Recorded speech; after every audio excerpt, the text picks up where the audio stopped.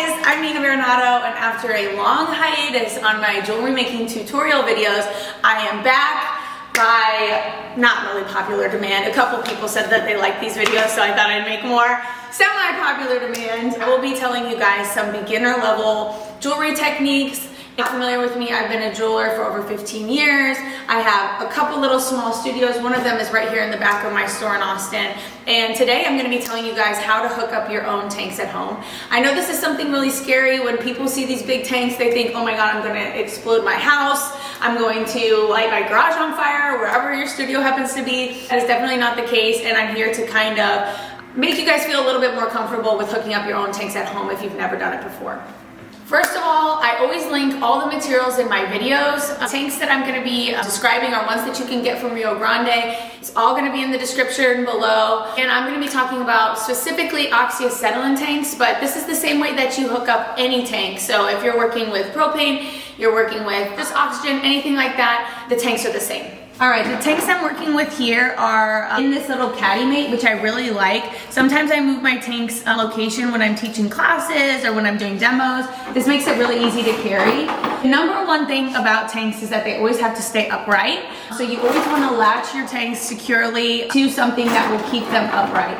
I always say these tanks are not dangerous. The only thing that becomes dangerous is when they hit down on their side. That gives them the possibility of exploding. So as long as they are up straight and they're secured in, this is a very, very, very safe thing. People have oxygen in their homes for healthcare reasons. These should not scare you. So if you're feeling really scared because they look scary, don't. I have mine hooked up to a Metalsmith torch. This again, you can get from Rio Grande, and I will link it below. One question that a lot of people have is like, where do I get these tanks to start with? Or what do I do when they run out? Like I said, you can order these tanks from Rio Grande and they will come to your house ready to go with the first one. The part that people are always confused about is like, okay, what about when they run out? What do I do? The cool thing is that most places will actually refill your tanks for very, very low cost, like 20 bucks, 30 bucks. And they don't actually refill your exact tank. They exchange you out with a new tank. So it's kind of a system of exchanging tank for tank. So when you get your first tank, it's not necessarily going to be the one that stays with you forever. You're gonna be exchanging it out for a new one every single time you go to your welding supply. Here in Austin, we have Northern Tool that will do it. We also have Alamo Welding Supply. So wherever you're at, I would look for a welding supply or a large scale hardware store. Give them a call, ask them if they are able to swap out tanks. And then the other thing about tanks is that they are numbered. The numbers have to do with the size. So the tanks that I have here in my little caddy are number ones. That's just a smaller size, but if you bring the tank in, they will be able to swap it out quickly for another tank of the same size. And again, like the swap out for the gas is super, super cheap. 20, 30 bucks, 40 bucks max. One other thing you're gonna wanna do when you come in and you exchange out your tanks, I'm a little bit lazy. I don't like to use a extra tool to open and close, so I always ask to be swapped out with the tank with a crank on it, meaning it has a handle that I can easily open and close. Sometimes you will get tanks that just have a little knob, and then you'll get to the studio, and if you don't have that exact tool, you're not able to open and close it. So when you are at the hardware store, ask them, hey, can you give me an acetylene tank with a little crank on it? So I don't have to use the little wrench tool. They should have one available. A standard wrench to pull my tanks on and off. So regulator, which is this gauge right here, gauge is telling you how much gas is available in your tank. It's called the regulator. It is really easily added on and off via this little screw here, and you can pull it on and off with a standard wrench. If you're wondering how much gas is left in your tank, you're gonna be kind of looking at this guy as it goes down, down, down, down, down. It's gonna let you know how much gas you have left in your tank, whereas this one is letting you know how much pressure you have added to push that gas through the hose and come out of the nozzle. Okay, when you receive your tank, this is the crank that I'm talking about that you wanna ask for your tank to have, because you can easily open and close it. When you get your tank swapped out at the hardware store, it's gonna come like this. It should always come with a safety cap on it, something like this, letting you know that it hasn't been opened yet, it hasn't been used before. I can't tell you how many times I have gone to the hardware store, gotten one that didn't have this, got it into my studio, and then turns out it was empty. The person at the hardware store just didn't know. Very uncool. See it back here, start working on a project, and then be like, it's empty. Now really quickly, I'm gonna show you how you would put this gauge back on. So let's say you picked up your tank from the hardware store, you set it back in your caddy, you made sure everything is secure. All you have to do is line your gauge up with this opening. And the gauge, it has this female and male part. So these two are gonna align really nicely here. And then this little screw cap is gonna come on next. You're gonna press down with a little pressure to start making it start to screw in. And once you start to feel it threading on correctly, that's when you can start to bring your wrench back in to secure it.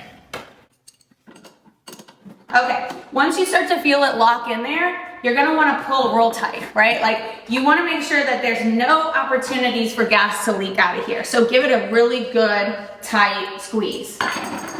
You wanna make sure that you are keeping this knob nice and loose, that it's not squeezed in or tight like this when you open the tank or when you first attach the tank. Because once you add the gauge in, you wanna be able to open the hose and then add the pressure in slowly. You don't want like a big hot shot of pressure coming through this tube. This is something most jewelers love. It's called Safe Detect. This is basically a fluid that you can put on your gauge to see if there's any leaks.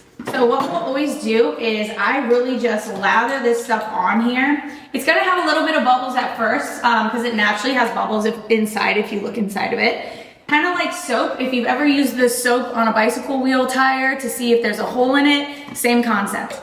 So you're gonna go ahead and wipe that all over the knobs that you have on your gas.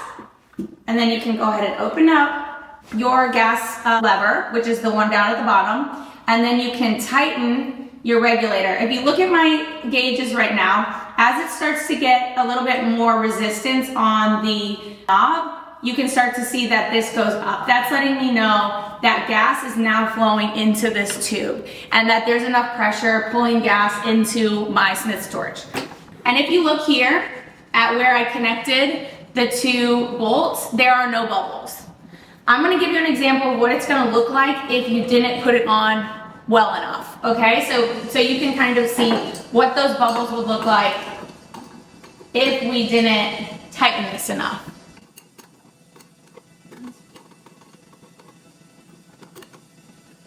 Okay, so you see how I opened it up here and now there's a bunch of bubbles popping up? If you see any of those bubbles ever, you're gonna know that now it's gotten an opening. So let me tighten that back up. Let me add some more, and then I'll test it again.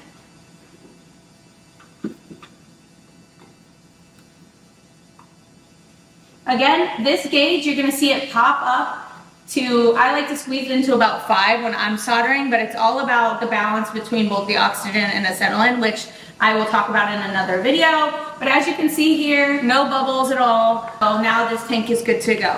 Both tanks are actually assembled the exact same way. So you can do the exact same assembly for the acetylene tank as you do on the oxygen tank. That's how you'll hook up your own system at home. It's really easy, don't be scared. If you have any questions, leave them in the comments below. I'm happy to answer. And if you live in Austin, I really love Alamo Welding. They're a local family-owned business. They have great tanks, they have great service. If you don't live in Austin, always try to find a small local company to buy your supplies for.